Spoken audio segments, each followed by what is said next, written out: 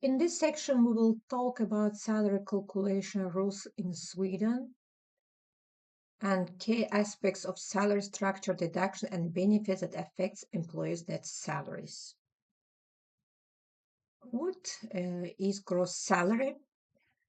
Gross salary is a total amount an employee earns before taxes and deductions.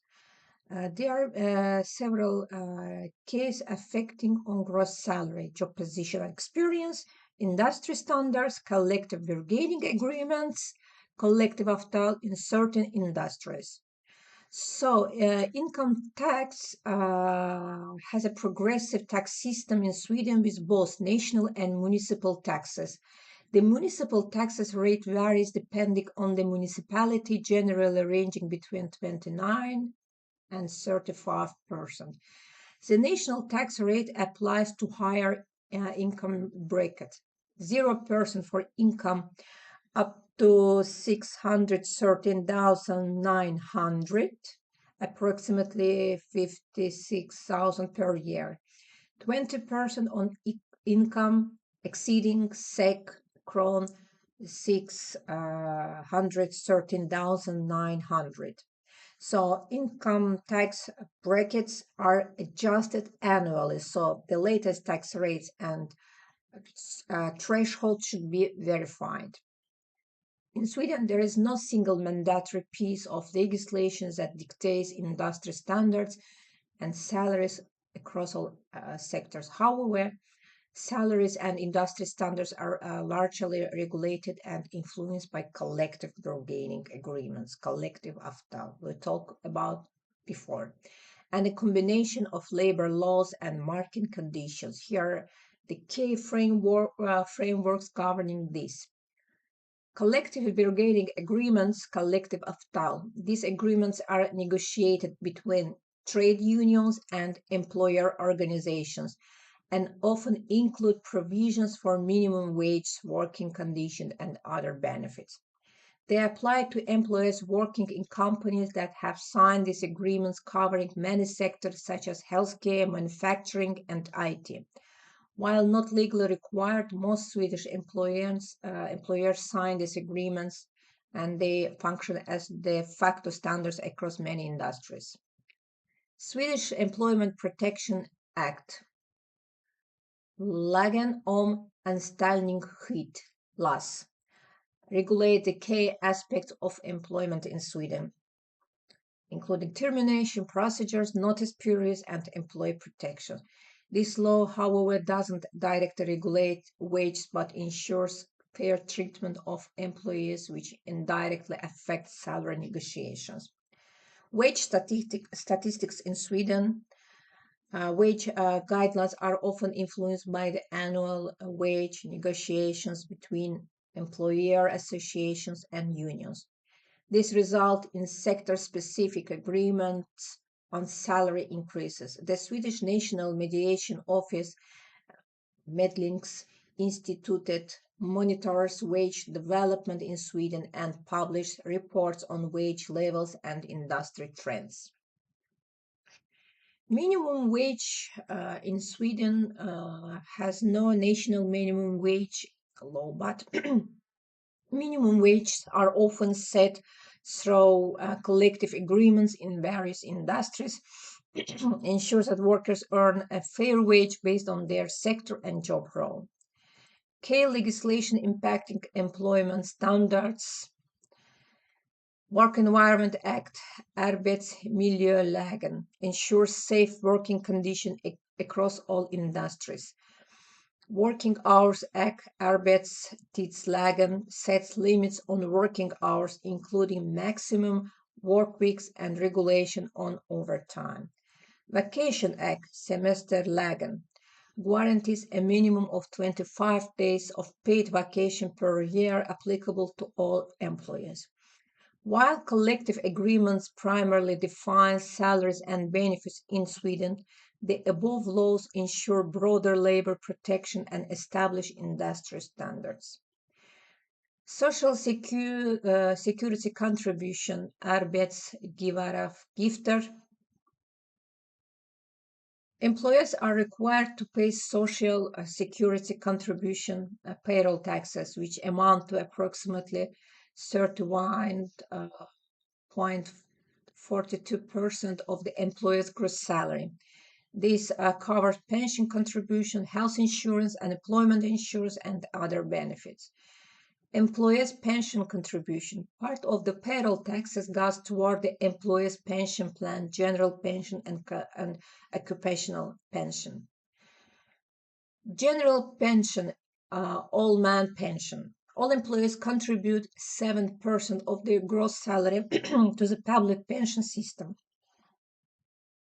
The maximum pensionable income is capped at kron sec 5,500 374 per year. Occupational pension. Many employers, especially those under collective agreements, provide an occupational pension in addition to the public pension. This contribution is usually around 4.56% of the weight of the gross salary.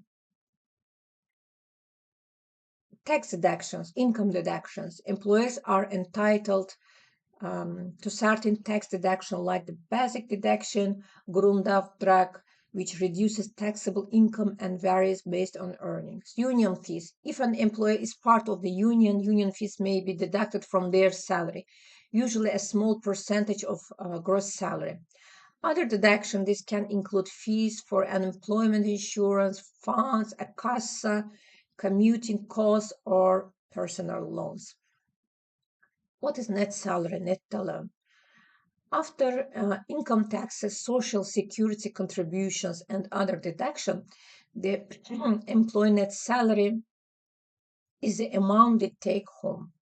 Example, gross salary 50,000 months, income tax approximately 32%, 16,000 kron.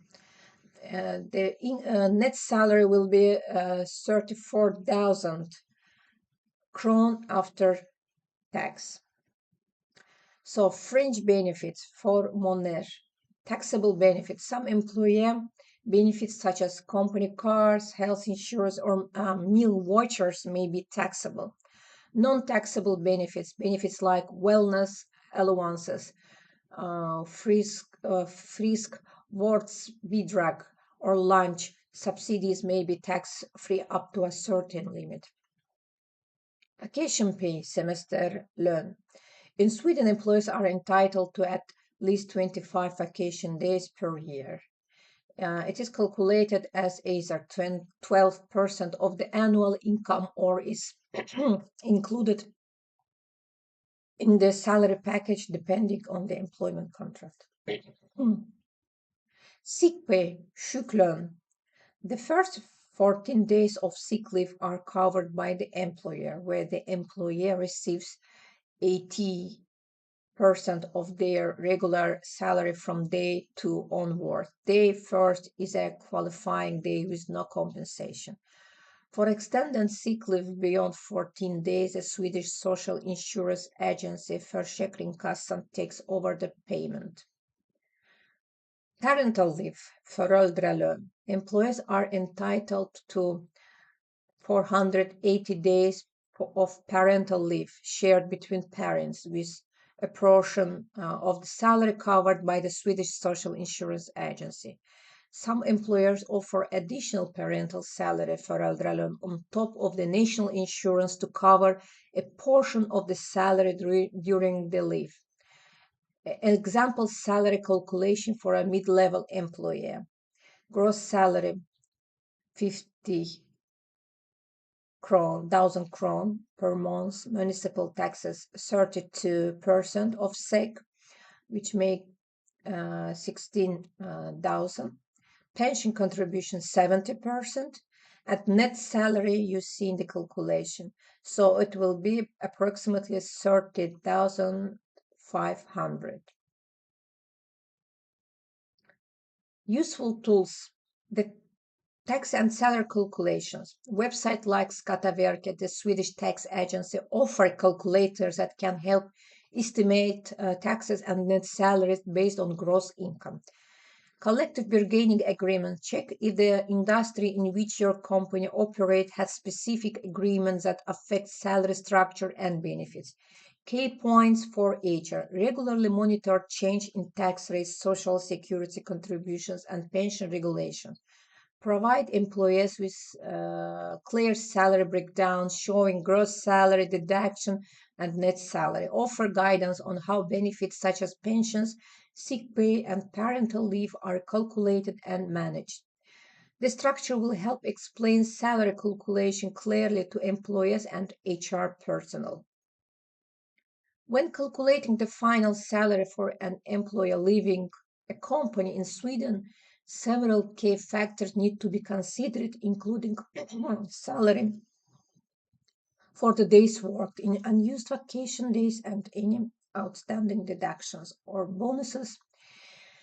Here's a step-by-step guide to calculate the last month's salary and when vacation pay does or doesn't apply. Last month's salary calculation, days worked. Calculate the exact number of days the employee worked during the final month. If they leave mid-month, prorate the salary based on the number of days worked relative to the total working days in that month.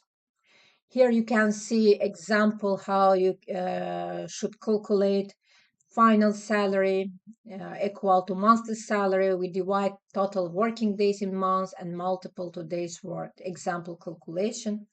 For example, a monthly salary 30,000 kron, total working days in months 22, days worked 10. The calculation would be final salary with a certain 1,000 we divide on 22 days and multiple 10, so it will be 13,000 comma 636 crowns. So if employee worked 10 days out of the 22 working days in the month, they would earn kron 13,636 for that month. This formula ensures that salary is fairly prorated based on the exact number of the days worked.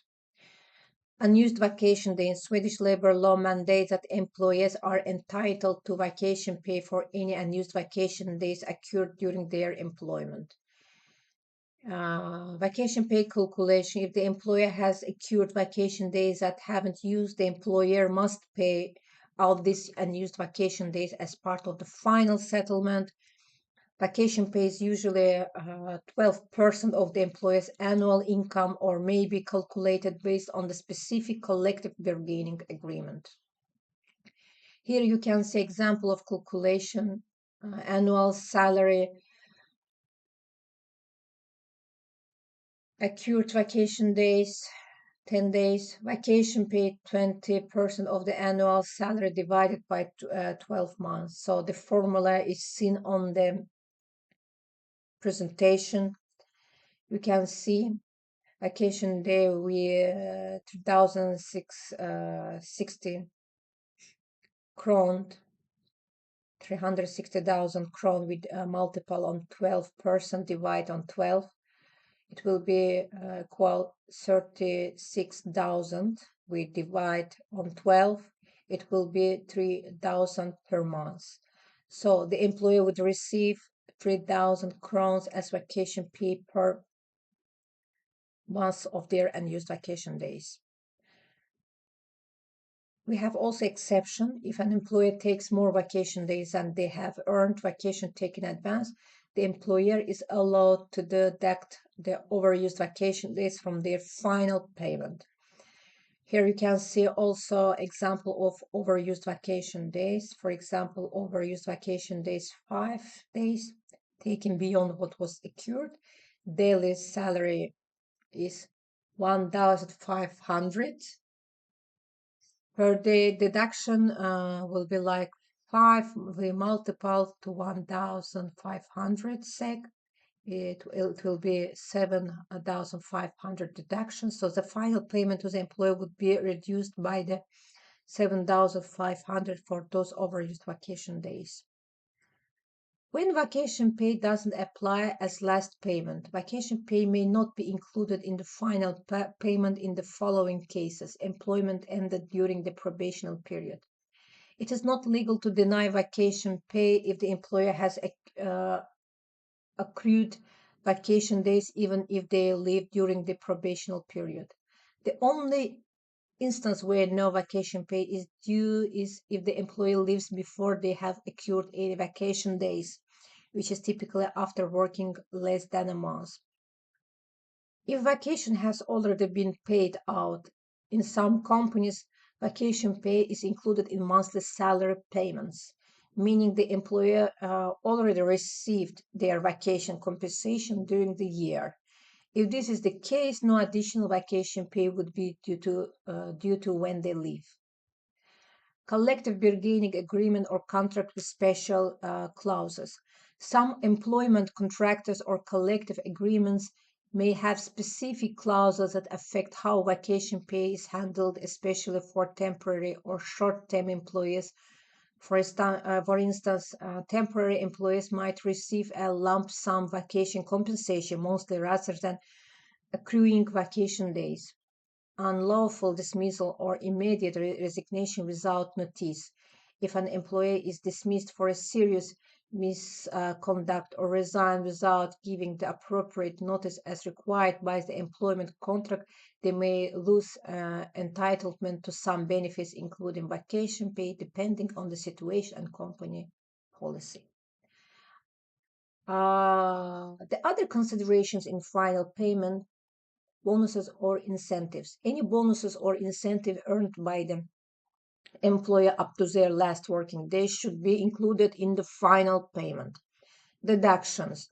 If the employer has outstanding deductions, salary advances, loans, or overpaid vacation days, this should be subtracted from the final payment.